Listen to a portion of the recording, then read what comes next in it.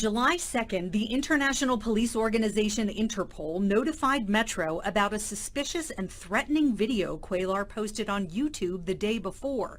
The video was already taken down. Metro's counterterrorism section immediately recognized Cuellar in the 15-minute video because he's had numerous arrests in the past 3 years.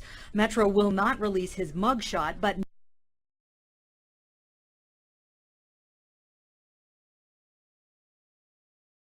according to the police report, Cuellar is seen holding up 2 rifles. He says several times he is going to kill people and he cannot wait to use the rifle in a manner in which the founding fathers intended. Metro says it may have stopped a mass shooting before a shot was fired, and tonight a man accused of going on YouTube and making terrorist threats is behind bars. 13 Action News anchor Christopher King is live at the Clark County Detention Center with a lot more information on this story tonight. Chris. And Steve, Bryce Cuellar will have a lot of time to think about the charges against him. He's being held here right now at the Clark County Jail tonight. And this is the arrest report, and it is chilling. It says that Cuellar was tired of America and would soon begin killing. Tonight, we try to speak with a woman connected with Cuellar, but she was in no mood to talk. Hi, I'm Christopher King with 13 Action News. We asked this woman outside this apartment building if she...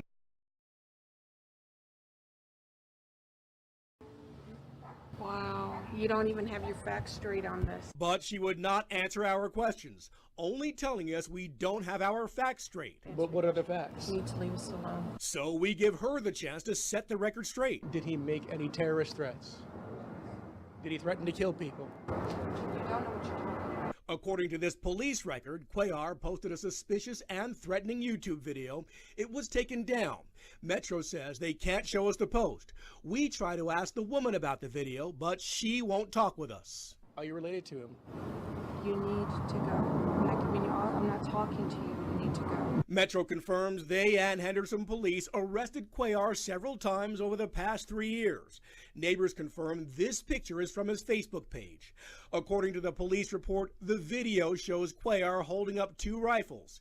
He says several times in the video he's going to kill people and cannot wait to use the rifle in a manner in which the founding fathers intended. According to the report, Cuellar claims he's a Christian warrior who wants to kill gays and lesbians and Satanists. Page 28, State versus Bryce Cuellar, C317477, time set for sentencing.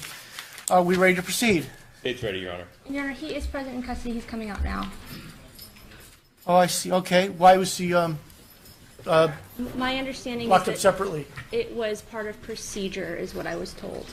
I know of no infractions that Mr. Cuellar has had inside the jail. All right, very good. So are we ready to proceed? Yes. Let's go ahead and hear argument from the state. By the way, I was informed this morning that the state had wanted to play the subject video. The court has watched that video 3 times, so I'm very familiar with everything that's said in the video. All right? In watching that video, Your Honor, it becomes very clear that Mr. Cuellar is a danger to society. His hate-filled propaganda is the stuff that makes people scared to live their lives and law enforcement officers afraid to do their jobs. That's exactly what we have here, is a man who uses his words as threats, and there's truth behind those words. Mr. Cuellar is a man that was preparing for action. He was preparing for years, as a matter of fact. His behavior started back in 2011 when he first had contact with Metro police officers at the scene of shooting. When they made contact with him, he becomes aggressive, starts yelling at him, tells them, "Fuck you, pigs," and goes on with his way. That was just the start of what became a pattern in Mr. Cuellar's life. In 2011, May 2011, there was a call where Mr. Cuellar had jumped into an apartment complex that had a high volume of residential burglaries. He was trying to avoid police officers who had made eye contact with him, and they stopped him. Upon being stopped, he begins yelling at them, calling them communists, telling them that once revolution begins, it's going to be a bad day for police. Your Honor, I'm going to object to any of this information coming forward as if if it's prior bad acts that they're trying to use or an aggravator. This isn't anything that's included in the PSI report. This just shows a pattern of history. Let me get an offer of proof from the state. Where's this coming from? This is coming from police reports generated by the police departments who he's had contact with in all of these matters, Your Honor. Well, but how do I know that the information you're providing, how do I know the context in which these prior alleged bad acts occurred and what action was taken? It's a lot of argument with no substance behind it, no proof behind it. It's not contained. If it's not contained in the PSI, then defense counsel wouldn't have known you were going to argue these things? Well, they could, Your Honor, because it is contained in the PSI and that it shows he's been arrested and cited for all these offenses. Which is listed right there in the PSI underneath the battery DV conviction of 2016. Though it might not have the exact facts that I'm telling you right now, these offenses are in there. And specifically the one I was just speaking to you about, I see the domestic battery July of 2016. And right under that, Your Honor, it says he's also been convicted of these offenses. I have obstruction, police officer, false information to police officer, resisting arrest, and these are all misdemeanors, Your Honor. Possession of dangerous weapon, which is the incident that I'm currently telling you about, Your Honor. Well, tell you what, I'll let you argue it, Okay. And I'll give it whatever weight I deem appropriate. Absolutely, all right? Your Honor. Well, the significance of him calling these police officers communists is huge, given that he also lists as one of his activities on Facebook an anti-communist volunteer militia. Mr. Cuellar then in 2012 has more contacts with the police, and that includes him coming to scenes of a fatal accident, trying to film the scene. Once being kicked out, or trying to kick him out, he again is aggressive towards officers and is arrested for obstructing. He got credit for time served on that. That's also located in the PSI, Your Honor. That same year, Mr. Cuellar was found to have, and admittedly started a militia group, the American Revolutionary or Resistance Militia Services, with, by his own admission, 12 members. He stated that they, at that point in time, had 3 to 4 meetings. Then to 2013, he's arrested 2 more times, false info to a police officer and resisting a police officer. In 2014, once again, obstructing a police officer, again, trying to film a scene of a crime that he's not even involved in, just a pattern of behavior. Then in 2015, on September 2nd, 2015, Mr. Cuellar posted a video on his Facebook that included clips of state, "Arm up America, kill any cops or government agents who try to disarm you." This brings us to 2016. I didn't see that on the video. That was in 2015. This is a pattern of behavior that led up to the video that brings us here today, Your Honor. This is not an isolated incident.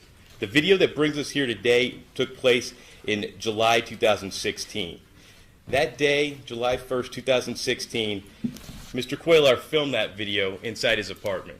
You've watched it. Yes, sir. You've seen what he was saying in there, how he was ready to kill, and showing off his sniper rifle and his AR-15 as the weapons he's going to use to do that.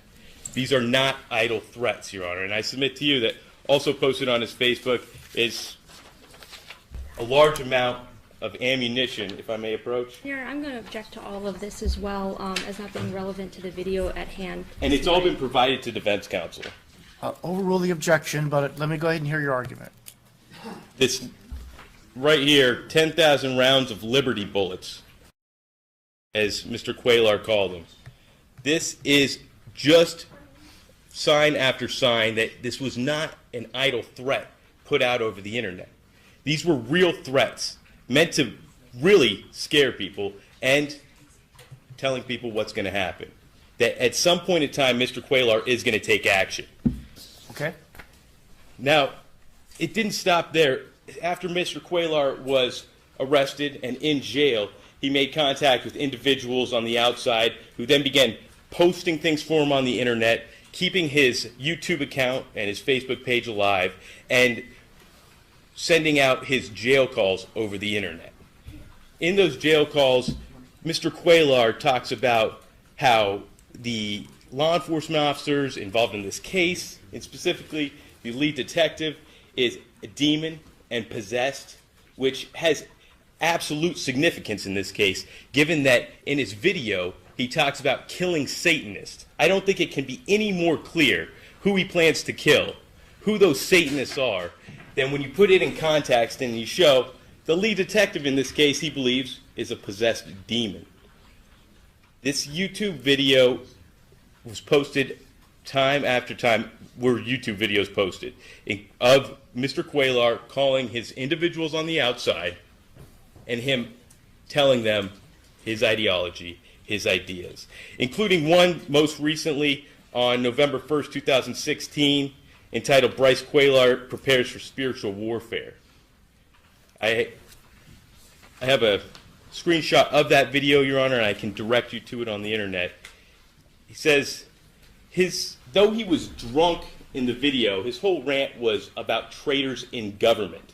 And despite being drunk in the video, even now being sober, he says that he doesn't see a problem with targeting traitors in government. The problem is his definition of traitors in government. His definition includes the lead detective in this case, any law enforcement official who has arrested him. The police officers back in 2011. That's not what he said in the video. It's an assumption you're drawing based on stuff that happened after he was arrested. It just goes to show his state of mind. It goes to show what he meant behind the words that he was saying, Your Honor. All right, let me hear more. So, in addition to the videos that were posted online, there was also a rap or a poem that was posted by Mr. Cuellar, and I have a copy of that. Would you say a rapper poem? A rap or a poem. Rap, okay. I have a copy of that if I may approach. Okay. Thank you. Has Ms. Pensabeni seen this? She has. I provided her a copy. The front page is just a copy of it, and then it goes on. Hold on. She's saying Before we something. go forward, I just want to, I see a date here of October 3rd. However, Yes. I don't know if it's 2016. And, Your Honor, I would note that on October 3rd, 2016, Mr. Cuellar was incarcerated at Clark County Detention Center. Right. These are his words as posted by his people on the outside, Your Honor. And, Your Honor, I don't think that this is something that we can verify at all. We have no idea who's posting it. Obviously, it's not Mr. Cuellar. He's incarcerated. So this isn't a post by Mr. Cuellar because he was already locked up? It's on his Facebook page, and But he didn't have access to Facebook's page while he was locked up. Well, he did, as he was using his people on the outside as I conduits. find that unreliable. I'm not going to rely on it. All right, Your Honor. So, in not wanting to hear anything that was in that poem, I would just submit to you that Mr. Cuellar is extremely dangerous. He is using his anti-government propaganda as a tool to try to recruit people, like-minded individuals, to fight his so-called war, which is absolutely off base and has no place in reality. It risks the lives of civilians in our community and law enforcement, Your Honor. Because of that, we're asking that you sentence him to 4 years in prison. That's a mistake. All right. So there's been a lot of emotive words used, both in the briefing and the papers and the argument here. And on the one side, we have the state basically painting the defendant and accusing the defendant of being a domestic terrorist. On the other side, we have the defense counsel in sentencing memorandum and suggestions today that this is being treated as a thought crime. And so I think we need to take a step back, and I have some extensive comments given the ramifications of this case and the expressions used and the importance of protecting society and the First Amendment issues here. So I have some extensive comments. So I want you guys to listen to these. Mr. Cuellar is a YouTube blogger with over 160,000 followers who seem to be right-wing, faith-based, strong believers in fundamental rights recognized by the Bill of Rights, but followers who have become deeply disillusioned with government, believing government is corrupt and that certain groups within government are seeking to destroy our freedoms, including taking away our First and Second Amendment rights. Mr. Cuellar seems to be sort of a spokesperson for this group of followers. What brought him here before the court is a drunken rant that went far beyond constitutionally protected political speech and into the realm of criminal threats. Some of the things that he did, as evident by the video, he displayed his assault weapons and body armor. By itself, that's not a crime. He said he's going to use his rifles to protect himself from tyrants and Satanists. He said at the right time he will kill some Satanists. In fact, he repeated that over and over. He's going to kill Satanists. He never actually defined Satanists, but we have some indication in some of his other speech on the video. He said that those who live by the sword will die by the sword. And he said, then he expressed why. He said, because you want to murder people. And then he mentioned FEMA concentration camps, and people want to do him harm. One could view his statements as suggesting self-defense. Unfortunately, though, he goes on further and expresses great profanity against towards gays and lesbians, and has slurs towards gays and lesbians. And one could also ascribe to his video that he's including gays and lesbians within his broad definition of Satanists, although that's not entirely clear. He says he's done with this earth. He's ready to pull the trigger. He says this is not the America that the Founding Fathers gave us. And then he complains, and please excuse my language, but repeating what he says, that faggots, lesbians, and homosexuals run this country, and they want your guns. And then he says, he looks into the camera and then tells his followers, fight back, you effing cowards. And so the general mood of this entire rant, I could see it as somewhat intimidating. Not to any particular group other than the LGBT community, but certainly intimidating to the LGBT community if they were watching it. And perhaps it would also be intimidating to anybody who's trying to deprive a person of their constitutional Second Amendment rights and seeks to interfere with the defendant's ability to exercise those rights.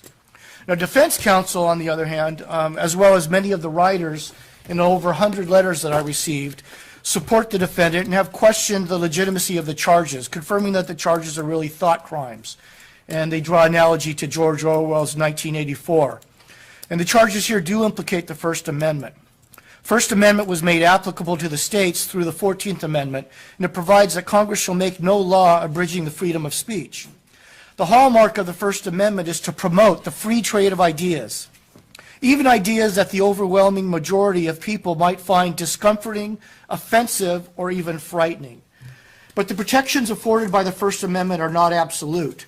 In fact, from 1791 until the present, the United States Supreme Court has permitted restrictions on the content of speech in few limited areas.